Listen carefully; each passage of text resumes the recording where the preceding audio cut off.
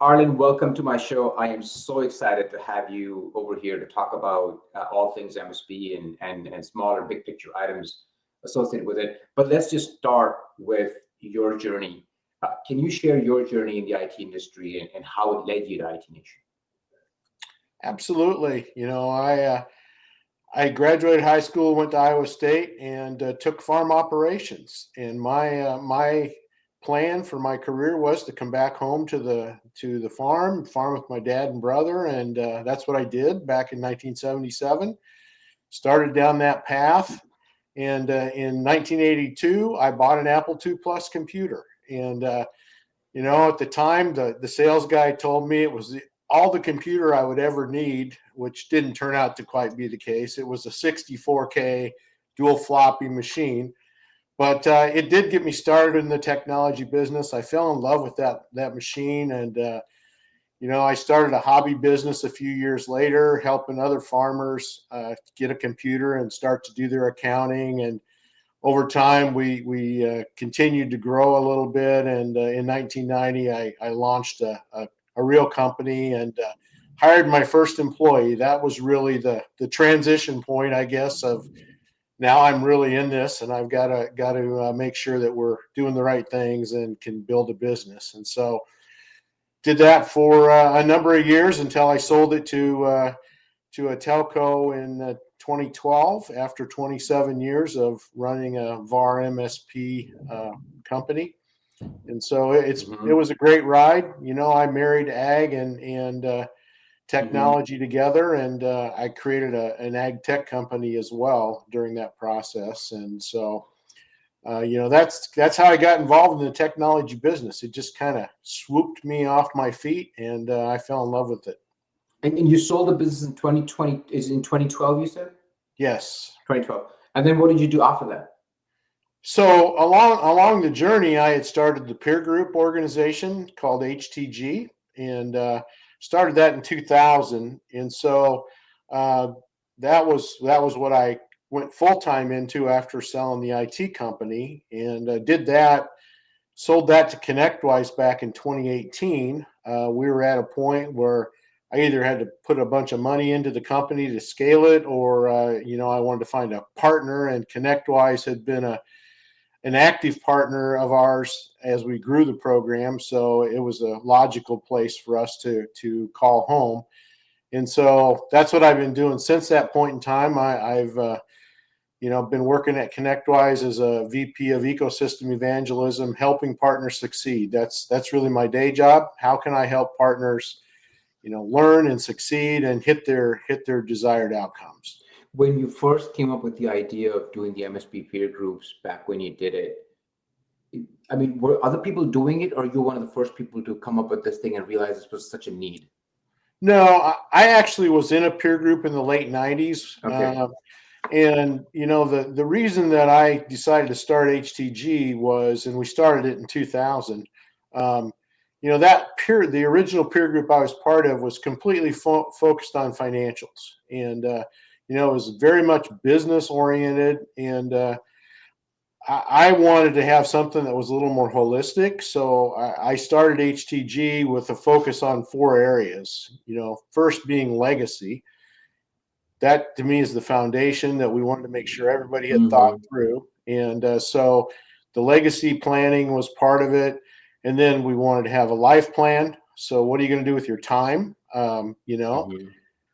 Leadership planning, because that was one of the big problems that I saw in a lot of other partners, is that they didn't have effective leadership. And of course, the business plan. So we have a framework with 4 plans, and that's how we have operated the peer groups ever since. And it's incredible how relevant those issues are today, just as much as they were back then, right? Those challenges continue to remain challenges. Well, and even more so because so many people are getting to the age where they need to transition out of their business. And so planning is critical for that to be successful and to really accomplish your goals. What specific challenges does IT Nation help MSPs address, and has that evolved in recent years, or do you think it will evolve going forward?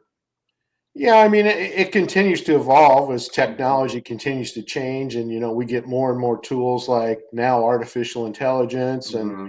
and robotic process automation and those kind of things. But the core challenges really are the same. How do you become operationally mature and really learn how to run a business effectively? What I've seen over the years, and I was a perfect example. A lot of IT company founders and owners were technically based. Hmm. They could fix anything. They didn't really care that much about running a business. But if you're going to have a successful outcome, you got to care about running the business. And so, operational maturity is a big focus. One of the challenges I find is that a lot of people almost feel guilty making money, and profitability is also something that we really try to focus on. It shouldn't be what's left over, if there's anything left over, because in a lot of cases there isn't. Hmm. It should be something you plan for, and make sure that you take that as part of what you're trying to accomplish, so that you've got something down the road to sell, or Hmm. transition when that time comes. It's interesting you said that a lot of people make feel guilty about even making a profit, or think of it as what's left behind. It's almost as if the people who are there are really there in the helping business. They got in there because they wanted to help other people, right? And so that mindset hasn't changed. Meanwhile, they're left with running a business, and it requires you to have debits and credits and profits and losses. And there's a conflict in there between the good Samaritan in them and the businessman that needs to keep the reins in their hands. Yeah, I think that's exactly right. They want to help people with their technology use and challenges, Yeah. and if it doesn't really create any profit at the end of the day, well, we still help somebody. But that one of the saddest calls I get is from somebody that's wanting to transition and potentially retire, and they say, I can't find anybody that will pay me what I need so that I can Hmm. actually step away from the business, Hmm. because they haven't had a focus on driving EBITDA and generating profit to the bottom line. So Hmm. it's an important transition that people need to make, Hmm. and so we talk a lot about that through the peer groups, and we ask people to create a budget and set goals and make sure that they're doing the right things so that they're creating value in their companies. Hmm. You talked about peer groups. I want to go to this question next. How does IT Nation foster collaboration and community alongside IT service providers? Yeah, so we have the peer group program, and Hmm. today we've got almost 1,000 different individuals involved in our program, and there's a detailed framework there that we use to help people become operationally mature and profitable. But we also have a set of events that we use to help people grow and learn. We have our Hmm. flagship event, which is IT Nation Connect, that happens every November. Hmm. We have about 5,000 or more people show up there with lots of content.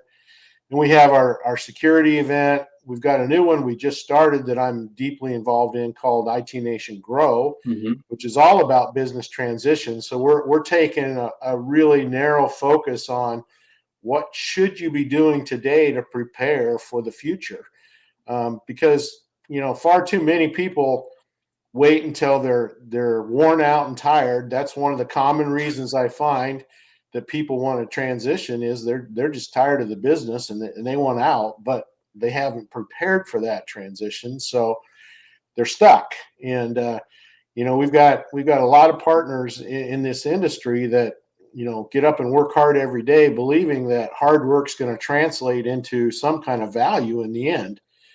And what they find is that people don't pay for hard work; they pay for companies that generate profit.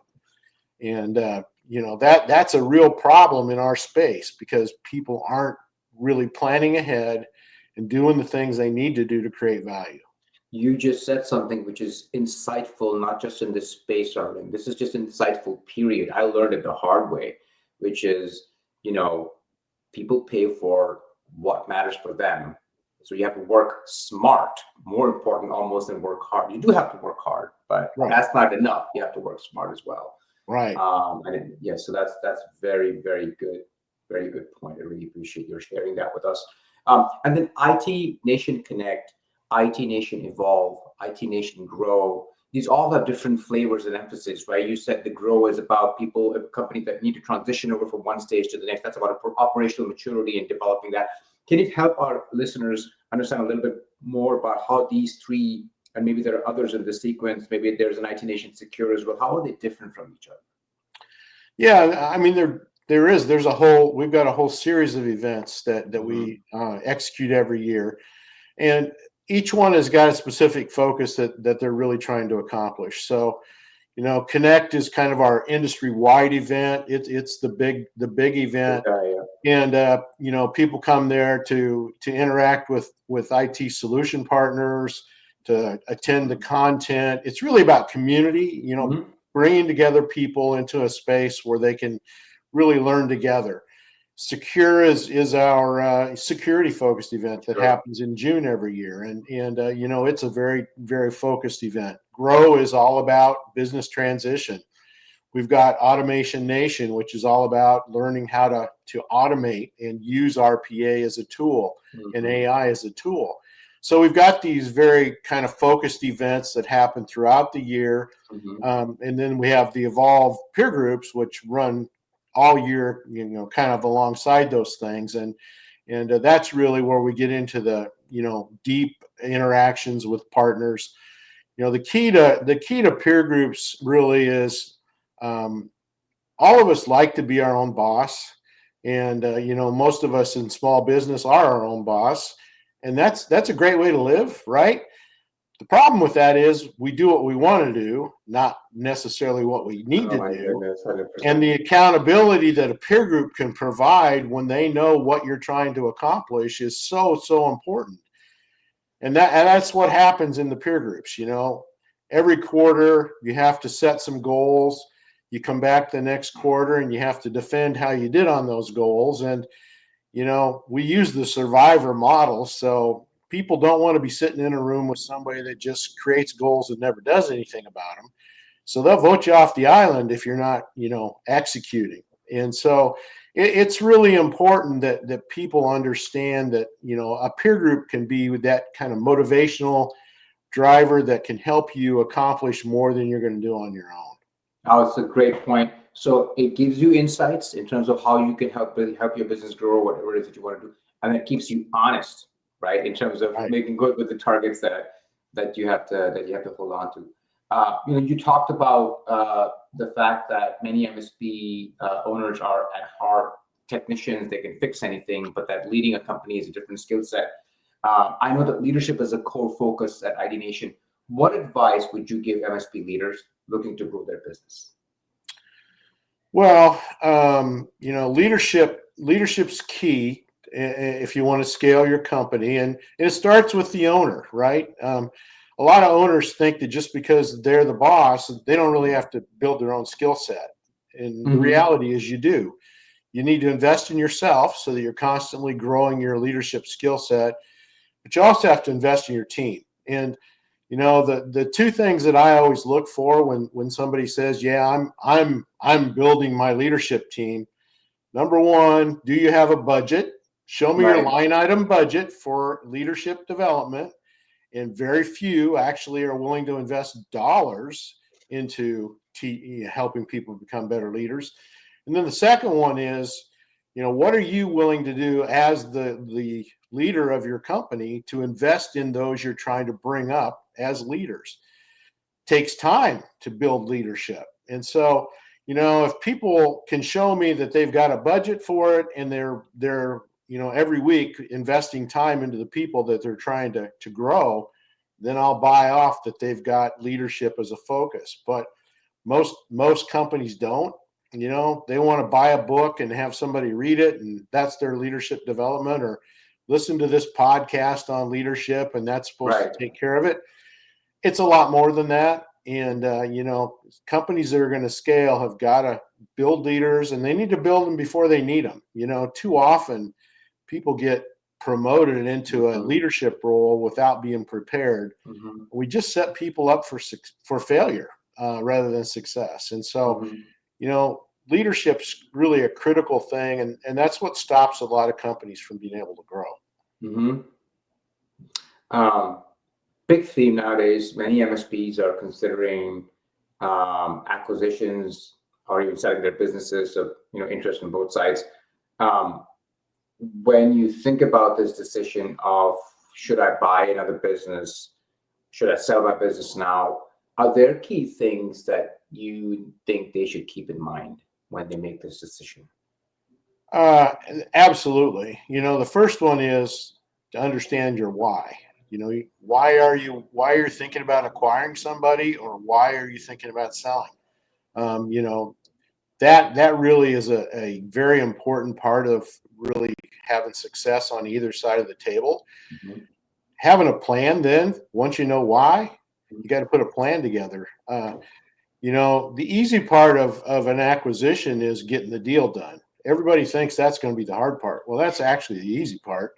The hard part is, what are you going to do once you have that acquisition in place, and you've got to integrate and bring Sure. people into your company, and that stresses your leadership, and in a lot of cases you don't have enough leadership to do that, and so there's got to be a very strong plan in place. And what I find is that people wait way too long to even start thinking about it. There's a lot of tools you can use when you sell your company, for example, that require a 5-year waiting period before Mhm. they actually take place. And so if you wait until you want to do it next year, you've already taken some of your options off the table. So, in IT Nation Grow, we preach constantly, you got to think ahead. Think 5 years minimum out, so you've got all the options available to you. But create a plan. Create a series of things that have to happen. You've got to get educated. Especially in today's market where private equity is a main player. You need to understand how all this stuff works, and Mhm. set yourself up so that you can have great conversations and really be ready for the success you want to have. Yeah.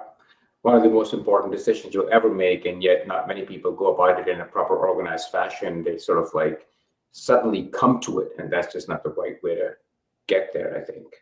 Yeah, So for most, it's the biggest transaction oh, they'll ever have, absolutely, right? And 100%. so they should put that kind of effort into it.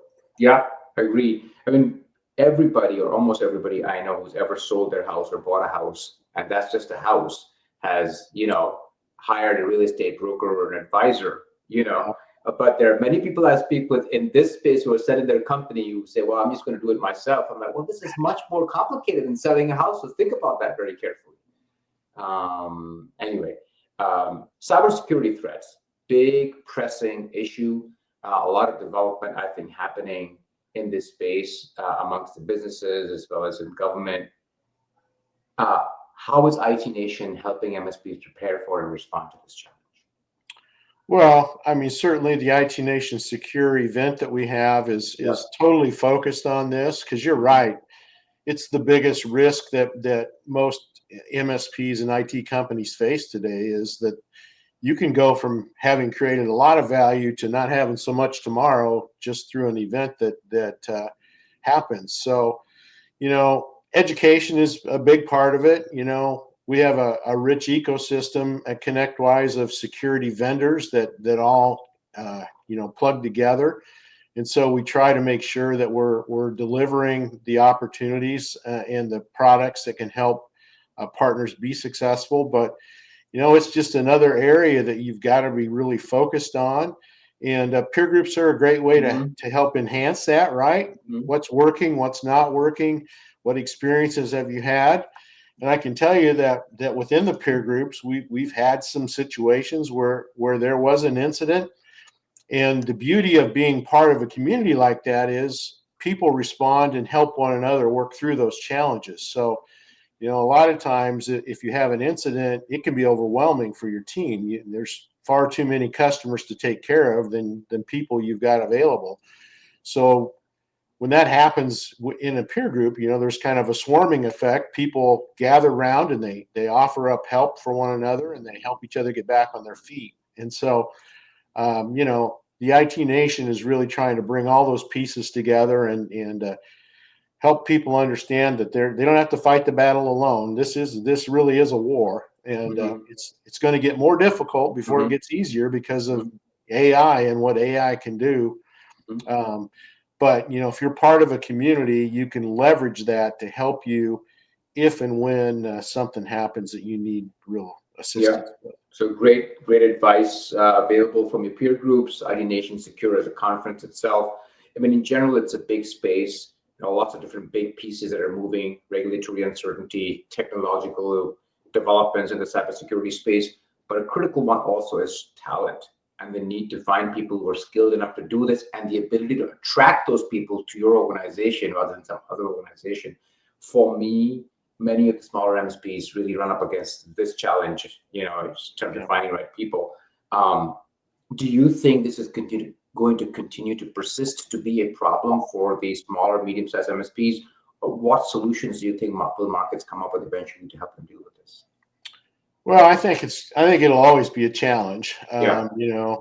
Quality people are really a challenge. The change in the workplace has kind of opened the door a little bit to expand kind of the hiring pool, right? So, there's challenges with remote work, certainly, but it also has opportunities, in especially around security, where most of that happens across the wire anyway. So it's not like a sales position where you need to go, physically be there to necessarily deliver something. Security is really all about getting things connected and protected, and can be done kind of from anywhere. So that's opened up kind of the pool in terms of being able to acquire talent. But I think it'll always be a challenge, and the price of that talent continues to creep up, and so that makes it more challenging for smaller partners, especially. But people are available out there, and you just got to get good. That's one of the things that happens in the peer groups. People share their job descriptions and the postings that they're making, and you can get some great ideas just by talking to the people around you, and leverage the tools that are out there. Yeah, I mean, working with fractional CISOs or help desks that offer that service, that's one solution. If you want to continue to run your organization the way you are, you can become part of a larger organization which has these tools and resources, and you rolled over your equity into that larger organization, so you benefit from that additional availability. So there are many ways to deal with it, but I think you're right that talent in this particular area is going to be a nut that people are going to have to crack. I want to really get to talk about post-exit challenges, transitioning to retirement, if you will. What are some of the common challenges MSP owners face that you've seen when transitioning to retirement after they've sold their businesses? Well, probably the biggest challenge that I see is that, as founders and owners run their business, they get completely intertwined in terms of their purpose and identity with that business. And when they move and transition away from that business, they're somewhat lost out there. The common thing that they tell me is, I'm going to do these three things. I'm going to watch Netflix and catch up on all the things I haven't had time to see. I'm going to play golf or pickleball or some kind of activity, and I'm going to travel. And, almost everybody has some version of that they tell me they're going to do. And about 30 to 60 days later, it's like, okay, I've done that, and I don't know what to do next. It's a real challenge if you haven't, again, prepared and planned for that kind of thing. And so we actually have a couple of peer groups we call S to S, Success to Significance. Okay. It's completely designed for people that have transitioned out of their business and, are looking for what's going to be next. What's the next chapter going to be? You don't want to retire from your business. You want to retire to something that you're going to be excited about. And what we find often is that these people want to give back, right? They feel that they've been blessed by the industry and have had good success. So they're looking for a way to help people. And we have a lot of them that come back and want to facilitate peer groups. That's a great place that you can, help other folks that are a little bit behind you on the journey and share your wisdom and experience. And so we've got a bench of about 50 facilitators that help us with the Evolve peer groups. And that's one great way to do it.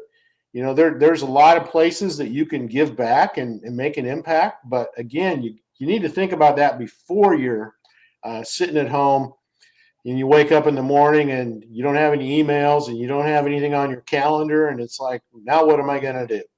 Yeah. And I can tell you the answer is not to begin to micromanage your house.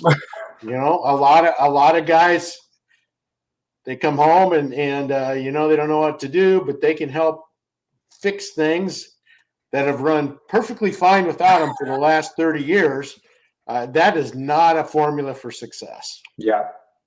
Yeah. Very, very good point. There are so many takeaways, including you need to think about what you're going to do if you haven't thought about this. And it can't just be golf, because that's not a solution for the rest of your life. Nope. It needs to be something very substantive. Okay. Loss of identity. This is, I think, something you just touched on, actually. Many entrepreneurs struggle with the loss of identity, right, after exiting their business. And I think, you know, how MSP owners can prepare for this shift mentally and emotionally is part of what you were just talking about. But away from MSP peer groups, what have you seen people have they gone on to second careers, Arlin, for the ones that have sold out of their businesses? So certainly a lot of them do Yeah. find a second career. Yeah. You know, there's a lot of folks that are doing coaching or EOS or other strategic planning kind of systems. You know, some will actually go out and buy another business Yeah. and start. You know, I know one partner that exited the business and he got into small manufacturing. You know, they just can't kind of sit back and not be doing something they feel is productive. But there's lots of options out there. It's just best to think about those things before you're really in that seat where Yeah. you're not sure who you are anymore. Yeah. And be prepared for it. And you know, that's one of the things that we've really learned is that for most business owners, they chase time, talent, and treasure their entire career. Yeah. And they get to a transition and all of a sudden they have all three of those things. Right. And they don't know what to do with them. Right. And so, you know, the best transition is recognizing that, hey, if you start 5 years ahead, like we would suggest, you got plenty of time to create some hobbies, to explore some potential next chapters, you know, to do the homework you should ahead of time. So when that day comes, you're not left there thinking, who am I and why should I get up today? Yeah. So planning and preparation is really, really the key. Yeah. I know of one person who exited into a PE-backed platform, and what they chose to do was to go work for a different department inside the organization that was developing some software. You know, so it was a different kind of experience for them. I know another guy who actually does consulting work for other MSPs that are looking to get operationally mature and then exit themselves. And since he's sold, he's providing consulting experience. So there are lots. You have tremendous experience through these 25 years, right? But like to your point, think about it ahead of time and position yourself for it so that you can do it in a successful way. Okay. Do you feel there have been stories where people have sold their businesses, have gotten their cash, and then sort of squandered it all because they haven't managed for it financially, planned for it properly? Because there's, I'm sure, an element of financial planning that's involved in this as well. Absolutely. You know, pretty much everybody that has a successful outcome tells me that it's way more work to have money than not have money. When you don't have it, you know what you're going to do. You're going to be out there trying to make it. When you have it, you're worried about losing it. And, you know, and it's amazing how many friends show up all of a sudden when they know you've had a successful outcome, or people that need or want help. So it's another one you want to be prepared for, right? Do your financial planning before you've got a bunch of money in your bank account and you're not sure what you're going to do with it. The big thing about transition really is finding ways to take the emotion out of what's going on around you. And that happens when you're prepared and plan ahead. And so financially, find a good financial advisor you can work with that can help, prepare you and set you up for success. But yeah, if you're not intentional about it, it's like time. We piddle it away if we don't have a plan for Yeah. how we're going to use it, right? And same thing happens with our money. Yeah. I want to come back to the future for IT Nation. Are there new initiatives? I know you have a bunch of different verticals in terms of conferences and MSP peer groups. Are there any other new initiatives that we should be aware of that you would like to talk about, that IT Nation is planning for in the coming years? Well, we continue to expand the peer groups. So we started out serving owners, founders, CEOs. Today we're branching into the roles that people have in these companies as they mature. Yeah. So we have C-level focus around CFO, CRO, Mm-hmm. VPs or sales leaders, service leaders, chief people officers. We're expanding to try to cover that next level of leaders that are needed in the company. Mm-hmm. So that's been a big initiative. We're continuing to look for ways that we can deliver value through our events and conferences, Mm-hmm. and we'll spin those up as the opportunities arise. But the key to IT Nation really is about creating that community, that connected set of people that are there to help one another. And so, we have meetups and we have user groups and different things that happen all over the country, around the globe, actually. Mm-hmm. Okay. And so we have an IT Nation Connect event coming up in London in March, Okay. and one in APAC in the fall, ahead of our big event here in North America in November. So we're continuing to just create, more and more places for partners to come together and connect and help one another. That's very interesting. I knew about the London event. I did not know about the APAC event. So you are available. You have a presence in international markets. Is that something that you feel is going to continue to grow going forward? Absolutely. Yeah. The world's getting smaller every day. Yeah. And we started delivering peer groups there, 15 years ago or so, but it's really started to grow in the last, few years. And the needs are, whether you're a partner in Australia or in the US, the challenges are the same. We Mm-hmm. might hit them at different speeds based on kind of where people are at in their maturity cycle, but we're going to all face those same kind of issues. The challenges are the same, and our customers face those same challenges as well. So, I think that's one of the big opportunities, is trying to help people focus on customer outcomes. No longer is it enough to just make the stuff work.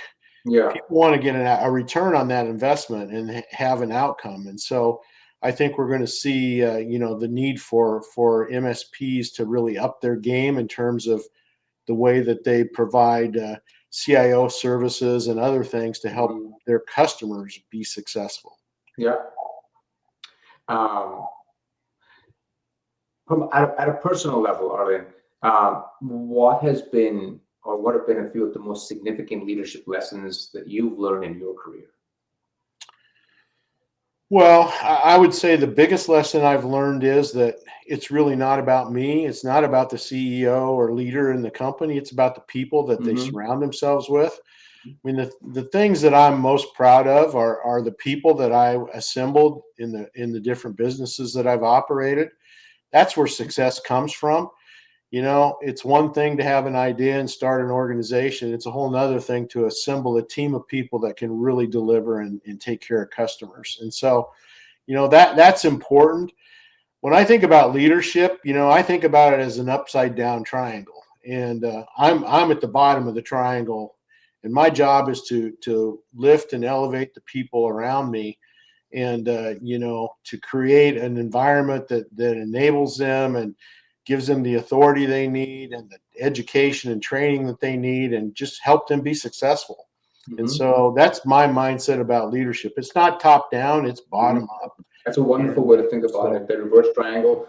Some of the best managers that I've ever had a pleasure to work with have been just that, just great nurturers of people and leaders of people. So I think that makes a lot of sense for you to say that. What do you hope will your legacy will be, in IT services, the IT services community?